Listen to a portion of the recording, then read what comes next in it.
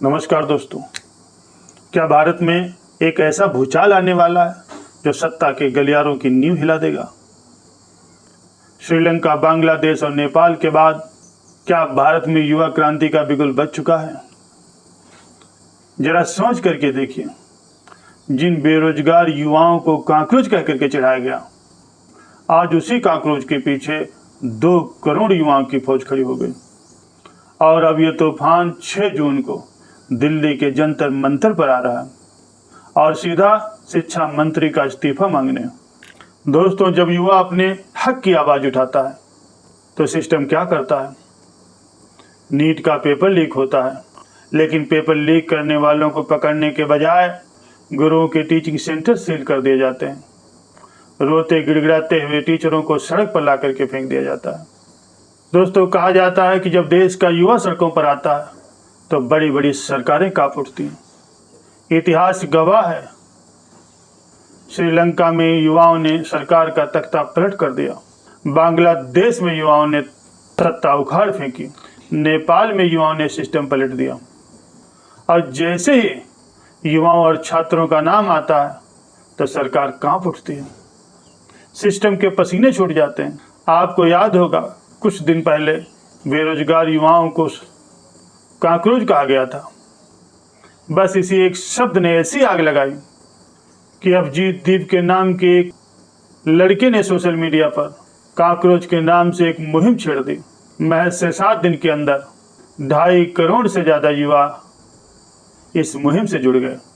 दुनिया की बड़ी से बड़ी पार्टियों के भी इतने फॉलोअर्स नहीं होते। और अब खबर ये भी है कि अभिजीत दीप के अब भारत आ रहे हैं। 6 जून को दिल्ली में पेपर लीक के खिलाफ एक महाप्रदर्शन का ऐलान हो चुका है। मांग क्या है? मांग बहुत ही सीधी है, शिक्षा मंत्री धर्मेंद्र प्रधान इस्तीफा दें। छात्रों का तर्क बड़ा ही सिंपल है कि भैया, जो नकारा है, जिसके राज में पेपर सुरक्षित नहीं है, उसे कुर्सी पर बैठने का कोई अधिकार नहीं है। लेकिन शायद हमारे युवा अभी भी पुराने ज़माने में जी रहे हैं। उन्हें मालूम नहीं कि आज के ज़माने में कोई मंत्री चाहे जितना भी बड़ा कांड कर दे, उसका इस्तीफा तो होता ही नहीं। और शिक्षा मंत्री का इस्तीफा तो दूर की बात है। और सरकार ने इसका बदला कैसे लिया, सुनकर आपका कलेजा कांप उठेगा। प्रयागराज, जिसे कभी छात्रों की काशी कहा जाता था, वहाँ नीट पेपर को लेकर छात्रों ने सड़क पर प्रदर्शन किया। अब लोकतंत्र में प्रदर्शन करना तो सबका हक है, लेकिन सिस्टम ने क्या किया? सिस्टम ने अचानक से 3 बड़ी कोचिंगों, एग्जामपुर, सुपर क्लाइमैक्स और टारगेट ऑन को सील कर दिया। रातों रात ताला जड़ दिया गया। अरे भाई, अब तक सरकार को क्या मोतियाबिंद हो रखा था? अब तक किसी अधिकारी को क्यों नहीं दिखा कि ये कोचिंगें गलत चल रही हैं? लेकिन जैसे ही छात्रों ने आवाज़ उठाई, तुरंत कागज पत्र निकाले गए और इन कोचिंगों को बंद कर दिया गया। एक शिक्षक जो दिन रात बच्चों को पढ़ाता है, उसका एक रोता हुआ वीडियो सामने आया। वो हाथ पर जोड़ करके कह रहा है, अगर 150 या 200 लोगों की रोजी रोटी आपके लिए मायने नहीं रखती तो मुझे जेल में डाल दीजिए। कह दीजिए कि ऑफलाइन मत पढ़ाओ, मैं नहीं पढ़ाऊँगा। लेकिन मैं हाथ जोड़ करके कह रहा हूँ, मेरा काम बंद मत कीजिए। मैं डेली कमाऊँगा, तभी मैं अपने बच्चों का पेट भर पाऊँगा। मुझ पर कर्ज है, लोग मेरी जान ले लेंगे। हम लोग रोज रोज सड़क पर नहीं आते। दोस्तों, जरा सोचिए, एक गुरु जो हजारों बच्चों का भविष्य बनाता है, आज वो सिस्टम के सामने रो रहा है, सिर्फ इसलिए क्योंकि उसके छात्रों ने अपने हक के लिए आवाज़ उठाई। क्या मेहनत से पाई पाई जोड़कर कोचिंग चलाने वालों की आवाज़ को ऐसे ही दबा देना चाहिए, ऐसे ही कुचल देना चाहिए? दोस्तों, आजकल भारत में अपनी आवाज़ उठाना, छात्रों और युवाओं के लिए बोलना एक अपराध बन चुका है। अगर आप बंद कमरे में भी पेपर लीक पर बात करेंगे तो पुलिस आ जाएगी। जी हाँ, प्रयागराज में राज्यसभा सांसद संजय सिंह एक हाल में बंद कमरे में छात्रों से पेपर लीक पर बात कर रहे थे। तभी अचानक पुलिस पूरे दल बल के साथ उस हाल में घुस गई। अब पुलिस कहने लगे कि आप लोग गैर कानूनी काम कर रहे हैं। संजय सिंह ने सीधा जवाब दिया, अरे भाई, छात्रों के पेपर लीक पर बात करना कौन सा गैर कानूनी काम है?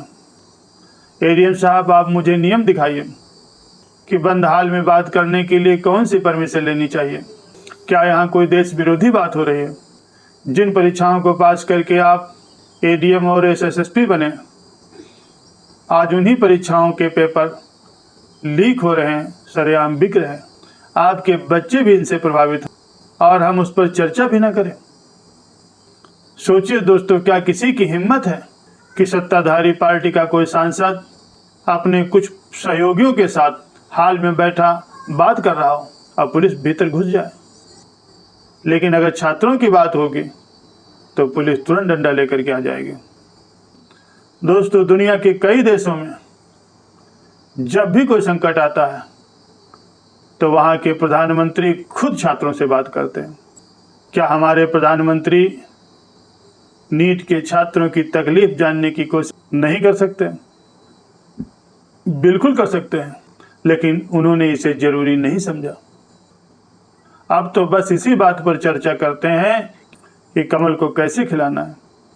लेकिन आज सत्ताधीशों को इतिहास का एक पन्ना याद करने की बहुत ज़रूरत है।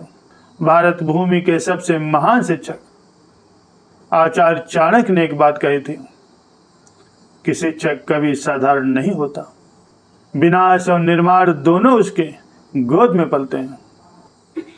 जब मगध के बड़े और अहंकारी राजा घनानंद को ये लगने लगा कि वो हमेशा रहेगा, उसका दमन और अन्याय हमेशा चलता रहेगा, उसे लगता था कि जिस सिकंदर की सेना उसे नहीं हरा पाए तो वो एक मामूली चोटी वाला ब्राह्मण चाणक्य उसका भला क्या बिगाड़ लेगा। लेकिन उस एक शिक्षक ने उसके पूरे साम्राज्य को निगल लिया। राजा की सत्ता सिर्फ और सिर्फ उसके अहंकार के कारण चली गई। दोस्तों, जब जब किसी सरकार को यह लगता है कि वो बलपूर्वक लोगों की आवाज़ों को दबा देगी, तब तब प्रकृति ने अच्छे अच्छों का अहंकार तोड़ डाला है। आवाज शिक्षा मंत्री से भयानक लापरवाही हुई। जब देश के लाखों बच्चों का भविष्य दांव पर लगा है तो उन्हें तुरंत इस्तीफा दे देना चाहिए। दोस्तों, आपको क्या लगता है, क्या 6 जून को दिल्ली में जेनजी और छात्रों की ये काकरोच क्रांति कोई बड़ा बदलाव लाएगी? क्या बंद कोचिंगों के ताले फिर से खुलेंगे? अपनी बेबाक राय हमें जरूर बताइए। अगर आपके अंदर भी इस सिस्टम को देख करके गुस्सा पनप रहा है तो इस वीडियो को हर युवा अपने हर उस रिश्तेदार को शेयर कीजिए जो इस सिस्टम से परेशान है।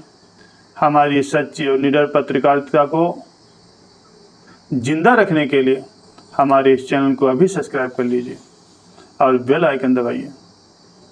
मिलते हैं अगले वीडियो में, तब तक के लिए आप सभी को नमस्कार। जय हिंद।